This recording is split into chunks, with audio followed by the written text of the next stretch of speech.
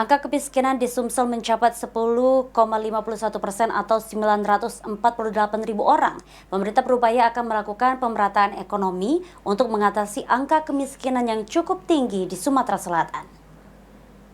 Di Musirawas Utara ya tertinggi kurang lebih 17,37. Jumlah penduduk miskin di Provinsi Sumatera Selatan mencapai 948.000 orang. Tingginya jumlah penduduk yang hidup di garis kemiskinan membuat pemerintah terus berupaya mengentaskan kemiskinan. Pejabat Gubernur Sumsel, Ellen Setiadi mengatakan, tingginya kemiskinan di Sumsel salah satunya disebabkan kurangnya pemerataan ekonomi. Oleh sebab itu, pemerintah berupaya untuk mengurangi beban masyarakat dengan mengendalikan harga kebutuhan pokok serta penyaluran bantuan sosial. Selain itu, pemerintah juga akan mendorong peningkatan pendapatan masyarakat dengan memperluas kesempatan kerja dan menciptakan lapangan kerja baru.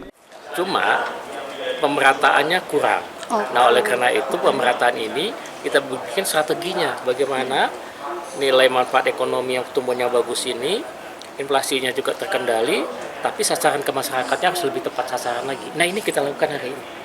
Jadi itu mentransmisikan ke masyarakat. Artinya belum merata aja ya Pak ya? Belum merata. Ada beberapa sasaran yang belum pas lah. Ini kita lihat lagi. Garis besar apa yang dilakukan apa? Pengentasannya program pemerataan itu. Yang pasti yang pertama ya adalah mengurangi beban. Beban ya, mengurangi beban itu tadi bisa dengan harga kita kendalikan, itu sudah ya, bansos kita lakukan. Yang kedua adalah meningkatkan pendapatan, meningkatkan pekerjaan, memperluas lapangan pekerjaan.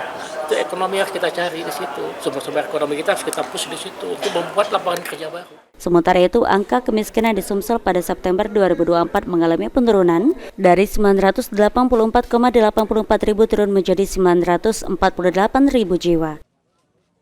Lutfi, PAL TV.